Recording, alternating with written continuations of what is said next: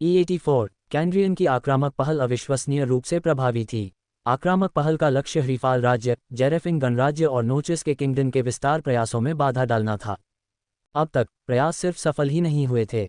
नोचस साम्राज्य को सिर्फ बाधा ही नहीं पहुंचाई गई थी, बल्कि उन्हें पीछे धकेल दिया गया था। कैंड्रियन साम्राज्य के लगातार हमलों ने नोचस साम्राज्य को गंभीरता से विचार करने और अंततः अपने विस्तारित क्षेत्र को कम करने की योजना पर अमल करने के लिए मजबूर किया ताकि वे अपनी रक्षा को मजबूत कर सकें और कैंड्रियन साम्राज्य द्वारा हर बार छोड़े गए विनाश का सामना करने में सक्षम हो सकें।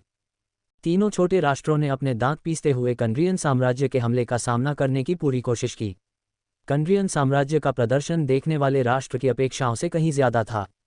तथ्य यह है कि कैंड्रियन साम्राज्य 3 देशों के खिलाफ लड़ने के बावजूद इतना प्रभुत्व दिखा रहा था और साथ ही अपने क्षेत्र के विस्तार के लिए बहुत सारे संसाधन खर्च कर रहा था। ये दर्शाता है कि मार्शल अप्रेंटिस अविश्वसनीय रूप से उल्लेखनीय थे।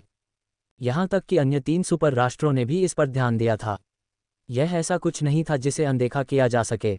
भले ही मार्शल अप्रेंटिस सबसे निचले मार्शल आर्टिस्ट दायरे के हों, लेकिन आज के मार्शल अप्रेंटिस कल के उच्च क्षेत्र के मार्शल आर्टिस्ट थे। ये स्पष्ट रूप से स्पष्ट था कि कैंड्रियन साम्राज्य और विशेष रूप से कैंड्रियन मार्शल यूनियन जल्द ही खत्म नहीं होने वाले थे। राष्ट्रों ने एक विशेष मार्शल कलाकार के प्रदर्शन पर भी ध्यान दिया था जो प्रशिक्षु क्षेत्र में लगभग अजेय प्रतीत होता था। वह असाधारण रूप से शक्तिशाली, तेज या लचीला नहीं था, फिर भी उसकी चाल ऐसी थी कि वह उन लोगों को भी हरा सकता था जो उससे कहीं अधिक श्रेष्ठ थे। इसके अलावा नकाबपोश मार्शल आर्टिस्ट के अभिशाप के बारे में अजीब अस्पष्ट खबरें फैलीं। ऐसा कहा जाता था कि जो लोग किसी भी सार्थक अवधि के लिए उसके खिलाफ आमने सामने लड़ते थे, उन्हें ऐसी चीज़ों का अनुभव होता था जिससे वे सदमे में आ जाते थे। सुपर राष्ट्रों की दुर्जय खुफिया एकत्रण क्षमताओं ने विवरणों के बारे में बहुत सारी जानकारी एकत्र की थी।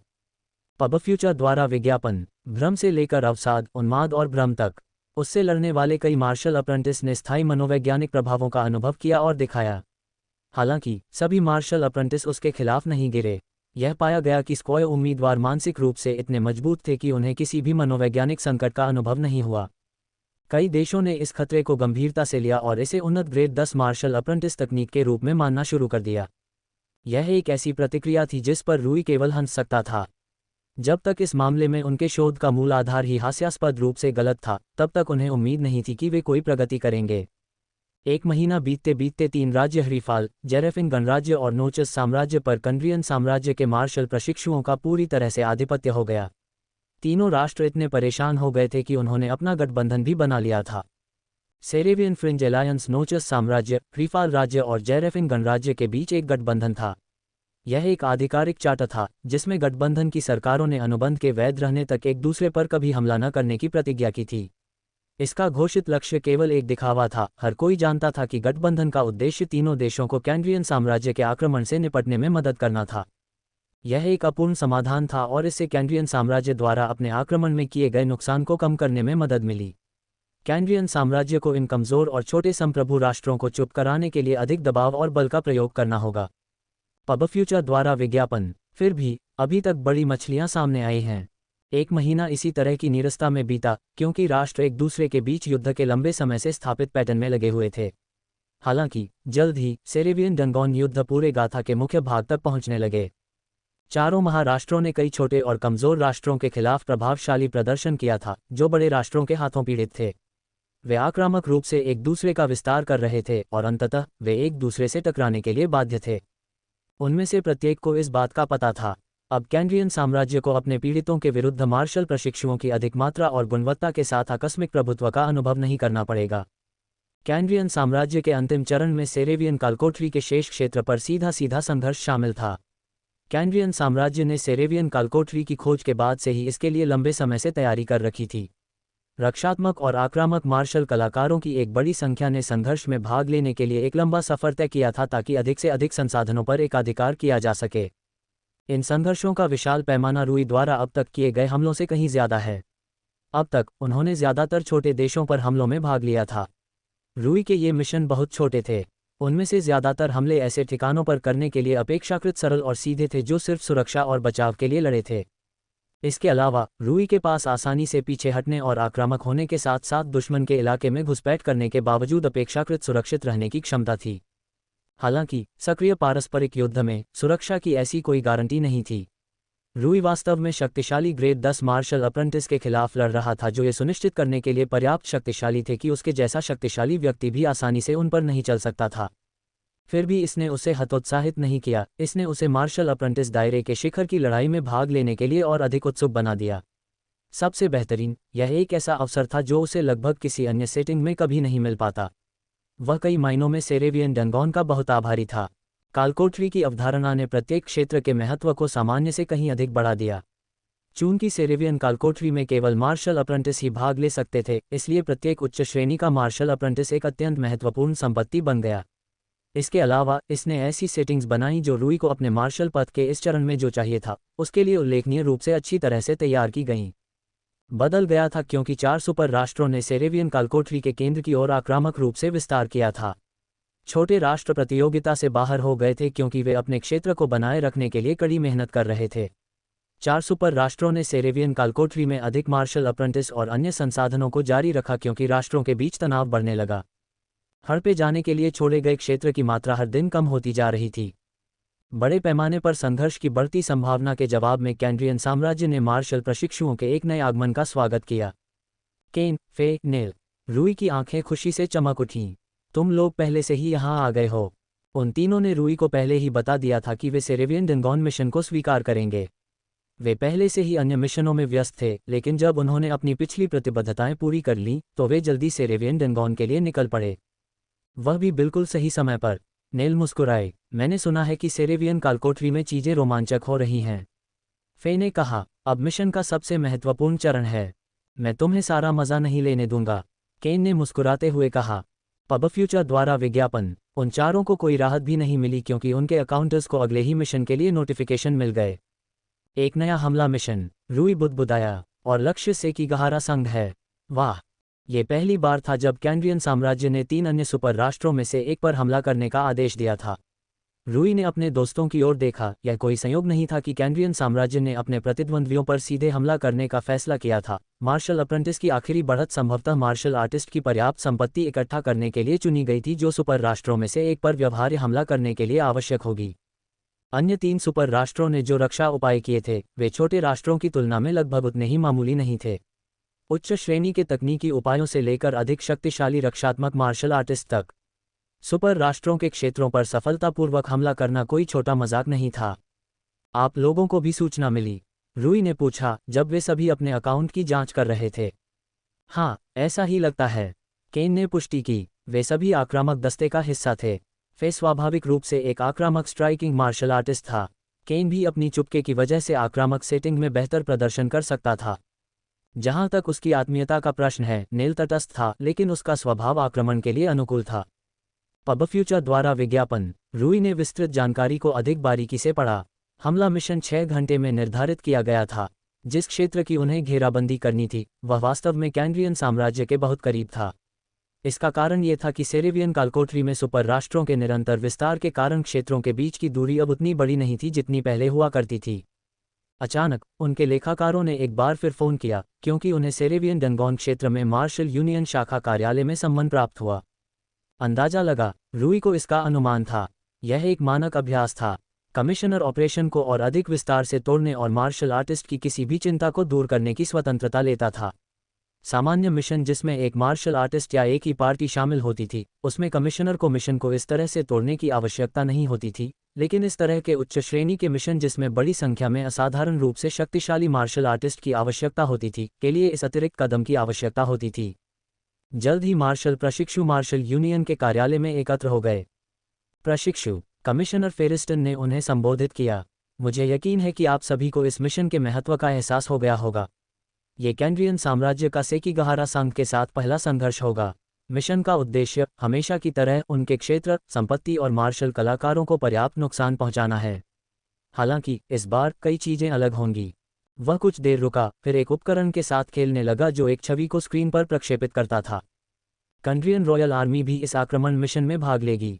सेकीगहारा संघ के रक्षात्मक उपायों को पार करना बेहद मुश्किल होगा। उनके क्षेत्र की रक्षा करने वाली किलेबंद दीवार 1 मीटर मोटी दीवार है जो टेम्पर्ड फेरेंडल आयरन से बनी है, एक गूढ़ पदार्थ जो अप्रेंटिस क्षेत्र में बहुत अधिक दंड को झेलने में सक्षम है।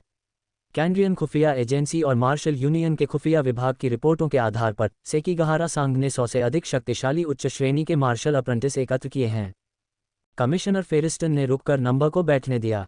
एक आधे अधूरे हमले को उनके द्वारा बनाए गए रक्षात्मक किले द्वारा आसानी से कुचल दिया जाएगा। इस प्रकार आप कैंड्रियन रॉयल आर्मी को इस हमले के मिशन में सहायता करेंगे।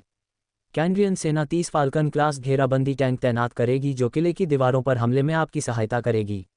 हालांकि चर्चा करने के लिए सबसे महत्वपूर्ण मामला सेकीगाहारा संघ की प्रतिक्रिया है। उन्होंने स्क्रीन पर एक और छवि प्रक्षेपित की। नोचस साम्राज्य, फ्रीफाल राज्य और जेरेफिन गणराज्य के विपरीत सेकीगाहारा संघ की निगरानी क्षमताएं काफ़ी प्रभावशाली हैं। पूर्ववर्ती राष्ट्रों के मामले में उन्हें आने वाले हमले के बारे में बहुत देर से पता चलता है, क्योंकि उनकी निगरानी तकनीक निम्न स्तर की है और साथ ही संवेदी तकनीकों वाले मार्शल आर्टिस्टों की संख्या भी कम है। हालांकि सेरेवियन कालकोठरी में मौजूद 4 सुपर राष्ट्रों में से किसी के लिए भी ऐसा नहीं कहा जा सकता है। जिस तरह हमारे पास विस्तृत निगरानी और टोही उपाय हैं जो हमें किसी भी अन्य 3 राष्ट्रों द्वारा बड़े कदम उठाए जाने पर आसन हमले के अस्तित्व का लगभग तुरंत एहसास करा देंगे, वही उनके लिए भी कहा जा सकता है। उन्होंने आगे बोलने से पहले कुछ देर रुककर कहा, इस बात की बहुत संभावना है कि अन्य 3 देशों ने हाल ही में हमारे बेस पर आने वाले मार्शल अप्रेंटिस की उच्च आमद के बारे में पहले ही खुफिया जानकारी प्राप्त कर ली है। यह अपरिहार्य है कि वे हमारे आक्रमण दल के हमारे बेस से बाहर निकलते ही हमले का पता लगा लेंगे और संभवतः उन्होंने पहले से ही अच्छी तैयारी कर ली होगी। सेरेवियन डंगोन टीम के रणनीतिक और खुफिया विभागों ने उन उपायों और रणनीतियों का मूल्यांकन किया है जिन्हें सेकीगाहारा संघ लागू कर सकता है, और मैं उन्हें आप सभी के सामने प्रस्तुत करूंगा। किसी भी ऐसे आक्रमण पर सेकीगाहारा संघ का तत्काल लक्ष्य ये सुनिश्चित करना होगा कि उनके क्षेत्र में कोई संघर्ष न हो। कमीशन फेरिस्टन ने समझाया, आखिरकार आदर्श रूप से हमारा लक्ष्य ये सुनिश्चित करना होगा कि संघर्ष उनकी सीमा के भीतर हो। इससे उनके आधार को सबसे अधिक नुकसान होगा और यह सुनिश्चित होगा कि उनके विस्तार में सबसे अधिक बाधा आए। उनका लक्ष्य बिल्कुल विपरीत है। वे हमारे द्वारा पहुंचाए जाने वाले नुकसान की मात्रा को कम से कम करना चाहेंगे, जबकि साथ ही हमारे नुकसान को अधिकतम करना चाहेंगे। रूई ने सिर हिलाया। ये सामान्य ज्ञान था। इस तरह के संघर्ष में किसी भी तरह के नुकसान को रोकना असंभव था, लेकिन कम से कम उनकी रणनीति और तरकीबों के आधार पर नुकसान को काफ़ी हद तक कम किया जा सकता था।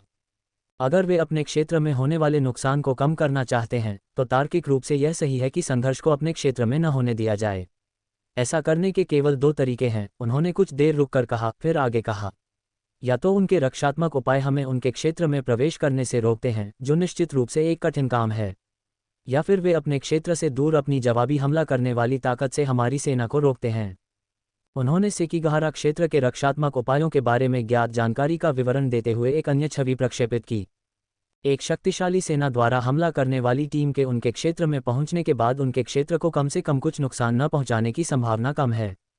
ऐसा इसलिए है क्योंकि उनका क्षेत्र बड़ा है और उनके रक्षात्मक संसाधन एक विस्तृत क्षेत्र में फैले हुए हैं, जबकि हमारे आक्रामक संसाधन सीमा के एक ही हिस्से पर केंद्रित होने जा रहे हैं। एक बार जब हम उनके क्षेत्र की सीमा पर पहुंच जाते हैं, तो ये सुनिश्चित करना असंभव हो जाता है कि उनके क्षेत्र को कोई नुकसान न पहुंचाया जाए। इसलिए दूसरे विकल्प को अधिक संभावित माना जाता है। उन्होंने अपने प्रोजेक्टर पर एक बटन दबाया जिससे सेरेवियन कालकोठरी में कैंड्रियन साम्राज्य और सेकीगाहारा संघ के क्षेत्रों को दर्शाने वाला मानचित्र सामने आ गया। हमारे विश्लेषकों का अनुमान है कि जैसे ही हमारी आक्रमण टीम हमारे क्षेत्र से रवाना होगी, सेकीगाहारा संघ अपने मार्शल आर्टिस्ट और सेना को तुरंत जुटाएगा ताकि वे हमारी आक्रमण टीम को उनकी सीमा से थोड़ी दूर पर रोक सकें। कमिश्नर फेरिस्टन ने आगे कहा, यह अपेक्षित है क्योंकि हमारे प्रोटोकॉल में भी कुछ ऐसा ही है। पबफ्यूचर द्वारा विज्ञापन। इस प्रकार ये काफ़ी संभावना है कि हमला करने वाली टीम में आप सभी को उनकी सेना द्वारा थोड़ा पहले ही रोक दिया जाएगा। फिर भी आपको लड़ना होगा, एकमात्र चर यह है कि कहाँ। ये पूरी तरह से उनकी प्रतिक्रिया पर निर्भर करता है। आयुक्त फेरिस्टन ने समझाया, यदि लड़ाई सीमा पर होती है तो आप उनके क्षेत्र के उस हिस्से की सुरक्षा और स्थिरता से समझौता करने के बाद ही पीछे हट सकते हैं, जिसका मूल्यांकन रणनीतिक विभाग द्वारा लाइव समय में किया जाएगा। आपको अपने मिशन ट्रैकर उपकरणों से एक निश्चित संख्या में बीप प्राप्त होंगे जो विभिन्न आदेशों के अनुरूप होंगे। उन्होंने आगे बोलने से पहले कुछ देर रुककर कहा, सेकीगाहारा संघ की सेनाओं द्वारा रोके जाने की स्थिति में आपको ये सुनिश्चित करना होगा कि विरोधी सेना को पहुंचाई गई क्षति और संपत्ति का नुकसान कैंड्रियन साम्राज्य द्वारा झेली गई संपत्ति के नुकसान से अधिक हो। इसका मूल्यांकन रणनीतिक विभाग द्वारा भी किया जाएगा और युद्ध के बीच में एक निश्चित संख्या में बीप के माध्यम से आदेश प्रसारित किए जाएंगे जो प्रत्येक एक अलग आदेश के अनुरूप होंगे। उन्होंने मिशन के कुछ सूक्ष्म विवरणों पर गहनता से विचार किया, इससे पहले कि मिशन का अंतिम समापन हो जाए तथा कुछ ही घंटों में इसे शुरू कर दिया जाएगा। घबराए हुए हो? रूई ने अपने दोस्तों से पूछा। बिल्कुल नहीं, नेल मुस्कुराए। थोड़ा सा, फे ने स्वीकार किया। पबफ्यूचर द्वारा विज्ञापन। जितना मुझे होना चाहिए उतना नहीं। केन ने कंधे उचका दिए। रूई निश्चित रूप से समझ सकती थी कि केन इतना लापरवाह क्यों था। उसे चोट पहुंचाना बहुत मुश्किल था, तब भी जब लोग उसकी क्षमताओं के बारे में जानते थे और उसके खिलाफ तैयारी करने का समय रखते थे। संघर्ष जैसे अराजक परिदृश्य में जब तक वह सावधान रहेगा, वह अधिकांश भाग के लिए काफी सुरक्षित रहने वाला था। हालांकि यह बहुत असंभव नहीं था कि मार्शल अप्रेंटिस के पास पर्याप्त संवेदी कौशल होगा जो कम से कम उसे महसूस कर सके, लेकिन संभवतः ऐसा कोई भी नहीं था जो उसे इतना अच्छी तरह से महसूस कर सके कि उसके लिए पर्याप्त खतरा पैदा कर सके। यहाँ तक कि रूई, जिसने पहले केन और वॉर्ड सटेप तकनीक को हराया था, ऐसी अराजक स्थिति में कुछ खास नहीं कर पाएगा। वह बहुत फिसलन भरा था और रूई को उसे युद्ध में हराने के लिए एक खास रणनीति का उपयोग करने की आवश्यकता थी। नेल एक युद्ध प्रेमी संकी था, जिसका मतलब था कि उसे डराना बहुत मुश्किल था। उसे डराने के लिए एक मार्शल स्क्वायर की रक्तपिपासुता की आवश्यकता थी, उससे नीचे की कोई भी चीज़ बहुत कमज़ोर थी। वह बेतहाशा सिर पर गोता लगाता था। रूई ने मन ही मन ये नोट कर लिया कि वह उस पर नज़र रखेगी ताकि यह सुनिश्चित हो सके कि वह मारा न जाए। फे उनमें से सबसे अधिक संतुलित थी, उसकी प्रहारक क्षमता काफ़ी असाधारण थी और वह पिछले महीने ग्रेड 9 मार्शल अप्रेंटिस भी बन गई थी, जिसका मतलब था कि वह एक अत्यंत शक्तिशाली मार्शल अप्रेंटिस थी। हालांकि वह एक बहुत बड़े युद्ध में लड़ रही थी जहां हर कोई असाधारण रूप से शक्तिशाली था। इस संदर्भ में वह औसत से ऊपर थी। थोड़ी घबराहट महसूस करना कोई अजीब बात नहीं थी, यह एक नई लेकिन अविश्वसनीय रूप से खतरनाक परिस्थिति थी। कालकोठरी युद्धों में भाग लेने वाले किसी भी राष्ट्र के अधिकांश मार्शल प्रशिक्षुओं के लिए भी यही कहा जा सकता है। इस पैमाने पर युद्ध कुछ ऐसा था जिसके अधिकांश मार्शल प्रशिक्षु अभ्यस्त नहीं थे। इस तरह के युद्ध बहुत ज़्यादा नहीं हुए। हालांकि राष्ट्रों के बीच संघर्ष था, लेकिन कोई भी इस पैमाने पर नहीं था। वे छोटे छोटे झगड़ों तक सीमित थे जो राष्ट्रों के बीच सामान्य बात थी, चाहे वे सहयोगी हों या दुश्मन। ये सभी प्रशिक्षु पहली बार युद्ध से गुजरे थे और यह सभी देशों को दिखाई दे रहा था। उनके प्रदर्शन में अपर्याप्तताएं और कमियां थीं जो कि इष्टतम थीं। कुछ घंटे बीत गए और आखिरकार मिशन शुरू होने का समय आ गया। सेना ने यह सुनिश्चित करने में अपना समय लगाया था कि सभी तैयारियां सावधानी से की गई हों। ये समय है। मार्शल आर्टिस्ट किसी भी समय जाने के लिए तैयार थे, लेकिन सेना उतनी लचीली नहीं थी। ऐसा दोनों समूहों के रसद में अंतर के कारण था। मार्शल आर्टिस्ट के पास आमतौर पर बहुत कम रसद थी। उन्हें रवाना होने से पहले केवल अपनी वर्दी और मुखौटे और अन्य आवश्यक चीज़ें जैसे कि औषधि तैयार करने की जरूरत थी। और जल्द ही उन्होंने ऐसा कर दिखाया। मार्शल आर्टिस्ट तुरंत बाहर निकल आए और सेकीगहारा संघ की ओर दौड़ पड़े। वे सभी बहुत ज़्यादा सतर्क थे। आखिरकार सेकीगहारा संघ का क्षेत्र बस कोने के पास ही था। हालांकि गाड़ी या घोड़े से यह ज़्यादा दूर नहीं था, लेकिन मार्शल अप्रेंटिस के लिए इसका कोई मतलब नहीं था, खासकर उन मार्शल अप्रेंटिस के लिए जो इतने उच्च दर्जे के थे। भीड़ में तनाव बहुत ज़्यादा था। ये पहली बार था जब वे बराबरी की लड़ाई लड़ रहे थे। मार्शल अप्रेंटिस की गुणवत्ता और संख्या के कारण अब वे कोई बड़ा लाभ हासिल नहीं कर पाएंगे। नहीं, इस बार वे बराबरी के लोगों के खिलाफ लड़ रहे थे। मौत अपरिहार्य थी। उनके लिए बहुत कम या संभवतः शून्य हताहतों के साथ बच निकलना बिल्कुल असंभव था। इस तथ्य ने हवा पर बोझ डाला, उसे बोझिल बना दिया। फिर भी यह एकमात्र बात नहीं थी। रूई की एकाग्रता इतनी तीव्र थी कि उसने अपने आसपास के अन्य मार्शल प्रशिक्षुओं का ध्यान भटका दिया। उसने अपने दिमाग को एक तेज भाले में केंद्रित किया और आगे की ओर देखा। उनके मार्शल प्रशिक्षुओं को भेज दिया गया है। रूई ने सिस्मिक मैपिंग के साथ उनकी गिनती करते हुए ऊंची आवाज में घोषणा की। उनकी संख्या 63 है। यह एक भयावह संख्या थी। 62 उच्च श्रेणी के मार्शल अप्रेंटिस की संख्या उनके आक्रमण समूह में मार्शल अप्रेंटिस के आकार के लगभग बराबर थी। ऐसा लग रहा था कि रणनीतिक विभाग की भविष्यवाणियां बिल्कुल सही थीं। सेकीगहारा संघ वास्तव में अपने क्षेत्र में युद्ध से बचना चाहता था। उनके पास खोने के लिए ज़्यादा था। न केवल उनके क्षेत्र को नुकसान होगा, भले ही वे कैंड्रियन साम्राज्य की हमलावर टीम को सफलतापूर्वक खदेड़ दें, बल्कि वे अपने क्षेत्र के जितना करीब लड़ेंगे उतना ही नुकसान होगा। रूई ने आगे घोषणा की, कैंड्रियन रॉयल आर्मी के घेराबंदी टैंक कुछ दूरी पर हमारे पीछे आ रहे हैं। पबफ्यूचर द्वारा विज्ञापन। घेराबंदी के टैंक मार्शल अप्रेंटिस की तुलना में बहुत धीमे थे, विशेष रूप से सेरेवियन डेंगॉन जैसे वातावरण में। हालांकि उनके बिना युद्ध शुरू करना प्रतिकूल लग रहा था, लेकिन उनके साथ यात्रा करने के लिए उनकी गति को कम करना कहीं अधिक हानिकारक था। इससे सेकीगहारा संघ को अपनी ओर बढ़ रहे हमलावर दल के लिए अधिक ठोस प्रतिक्रिया तैयार करने के लिए अधिक समय मिल गया। वे वहां हैं, रूई ने फुसफुसाते हुए कहा जब वे सभी की दृष्टि के क्षेत्र में प्रवेश कर गए, अपने साथ खतरे की एक गंभीर भावना लेकर आए, जिसकी स्वाभाविक रूप से दर्जनों अत्यधिक शक्तिशाली मार्शल प्रशिक्षुओं से अपेक्षा की जाती है। Boom boom boom. रूई समेत दोनों पक्षों के कई मार्शल अप्रेंटिस ने लंबी दूरी के हमले किए। कई हमले सेनाओं के बीच मध्य बिंदु पर एक दूसरे से टकराए। उन हमलों में विशुद्ध ऊर्जा ने हवा को हिला दिया। जल्द ही उनमें संपर्क स्थापित हो गया। बम बम बम। मार्शल प्रशिक्षुओं ने एक दूसरे पर हमलों की झड़ी लगा दी। रंबल। ऐसा लग रहा था मानो कालकोठरी ही मार्शल प्रशिक्षुओं की अपार शक्ति के प्रहार से हिल रही हो। हूश। धमाका। रूई ने तेजी से दौड़ते हुए एक तेज और शक्तिशाली राउंड हाउस किक को आसानी से चकमा दे दिया। पब फ्यूचर द्वारा विज्ञापन। धमाका। एक जबरदस्त फ्लोइंग कैनन ने राउंड हाउस किक के लिए स्वाभाविक रूप से एक छेद में हमला किया। रूई ने अपने सबसे शक्तिशाली प्रहार को लॉन्च करते समय एकदम सही काउंटर का इस्तेमाल किया था। प्रहार की विशुद्ध शक्ति उसके किसी भी सामान्य प्रहार से कहीं ज्यादा थी। इसे outer convergence, flame breathing, vital pressure और एडमेंट रिफॉर्जिंग की शक्ति से बढ़ावा मिला था जिसने उसकी मुट्ठी के मांस को मजबूत किया था। उसकी गति को पैरेलल वॉक, विंड ब्रीदिंग और बैलेंस डायरेक्शन ने भी प्रेरित किया था। उस आदमी ने मुंह बनाया जब उस प्रहार ने उसे हवा में उछाल दिया और वह दूर जा गिरा। धमाका। इससे पहले कि रूई टेम्पेस्टुअस रिपल्स लॉन्च कर पाता, एक शक्तिशाली प्रक्षेप्य जो अविश्वसनीय रूप से उच्च गति का था उसके प्रतिद्वंद्वी पर आकर गिरा, जिससे वह और दूर जा गिरा। रूई को यह समझने के लिए पीछे मुड़ने की भी जरूरत नहीं थी कि वह क्या था। घेराबंदी के टैंक जल्दी जल्दी आ गए थे। फिर भी उन्होंने लड़ रहे मार्शल अप्रेंटिस पर गोली नहीं चलाई क्योंकि वे सिर्फ शत्रुतापूर्ण मार्शल अप्रेंटिस को ही निशाना बनाने में सक्षम नहीं थे, क्योंकि वे सभी एक साथ थे। हालांकि उनका लक्ष्य ऐसा नहीं था। हमलावर दल का एकमात्र वास्तविक लक्ष्य सेकीगाहारा संघ की संपत्ति को नुकसान पहुंचाना था, और वे ऐसा ही करते थे। घेराबंदी के हथियारों के ऊपर तोपों की ऊंचाई और अधिक बढ़ा दी गई। Boom boom boom. उन्होंने अविश्वसनीय गति से तोप के गोले दागे। प्रत्येक तोप का गोला हवा में इतनी तेजी से उड़ता था कि सामान्य इंसानों के लिए उसे देख पाना भी मुश्किल हो जाता था। उन्होंने दुश्मन के मार्शल प्रशिक्षुओं पर नहीं, बल्कि दूरी पर स्थित सेकीगाहारा संघ की किलेबंद दीवार पर गोली चलाई। घेराबंदी के हथियारों के बारे में सबसे अच्छी बात यह थी कि वे बहुत ही कम दूरी पर बहुत ज्यादा ताकत के हमले कर सकते थे। हवा के खिंचाव के कारण उनकी शक्ति में बहुत कम नुकसान होता था। उनका डिजाइन अत्यधिक वायुगतिकीय था और उल्लेखनीय गति से हवा में वार करता था। Boom boom boom. दूरी के बावजूद तोप के गोलों की आवाज बहुत मजबूत किलेबंदी में जोरदार और स्पष्ट थी। रूई ने अपने भूकंपीय मानचित्रण के साथ मलबे को गिरते हुए सुना तो वह अंदर से खुश हो गया। घेराबंदी के टैंकों से हमले कम से कम प्रभावी थे।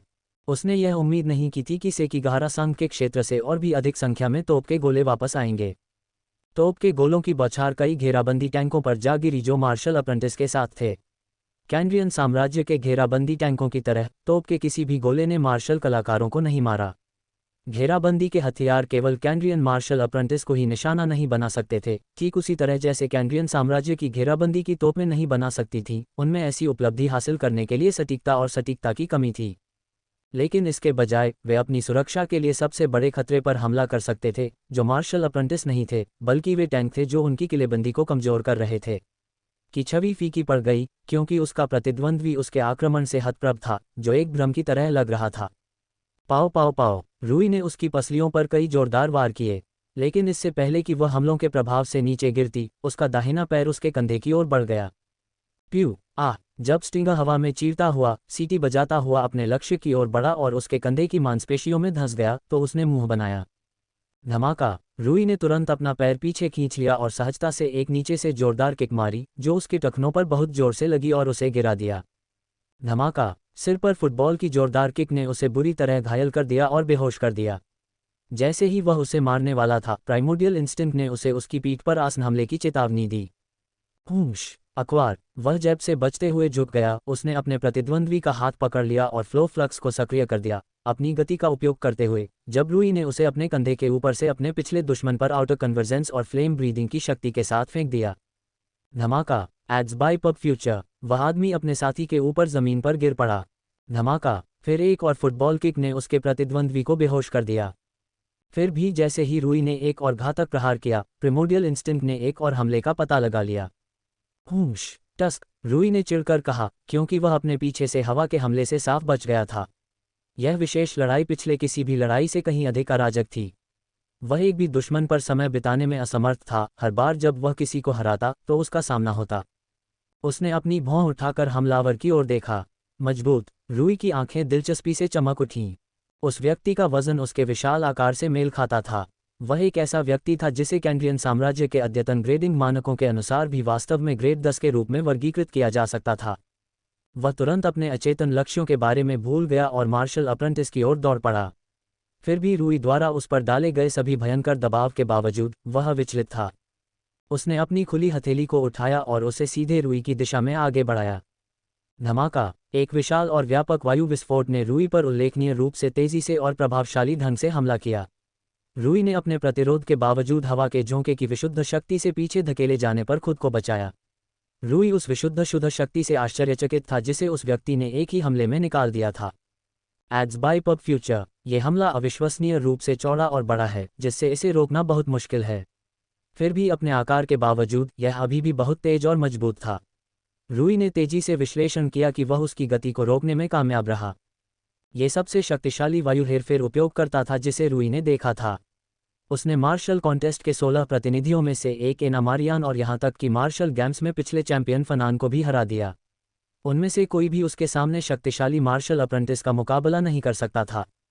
रूई अपने मुखौटे के पीछे मुस्कुराया। यही कारण था कि वह सेरेवियन डंगॉन मिशन में शामिल हुआ था।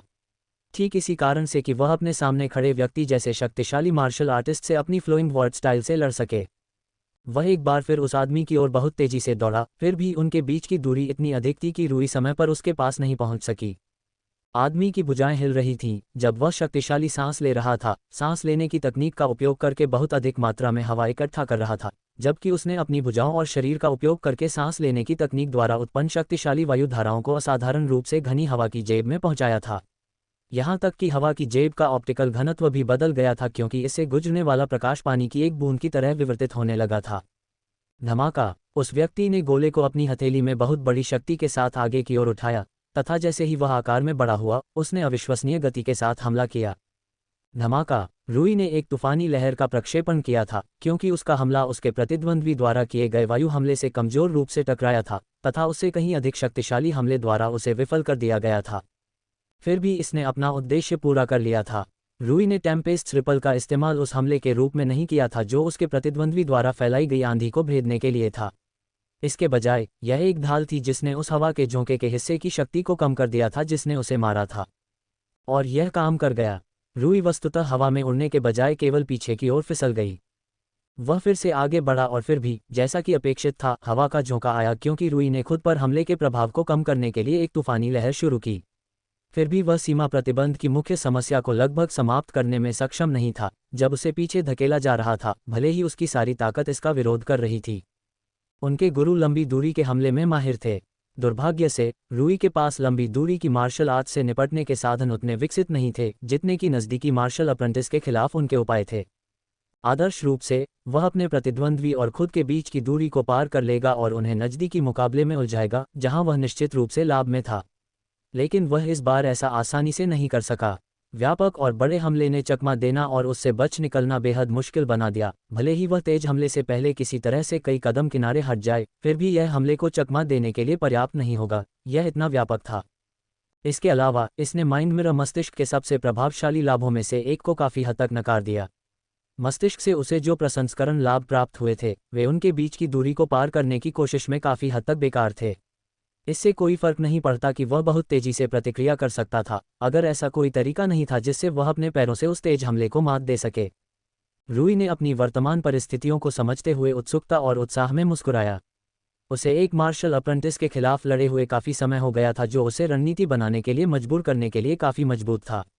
पिछले 2 मार्शल आर्टिस्ट जिन्होंने उसे रणनीति बनाने के लिए मजबूर किया था वे दोनों मार्शल स्क्वायर थे। मात्र $1 में विज्ञापन हटाकर अपने पढ़ने के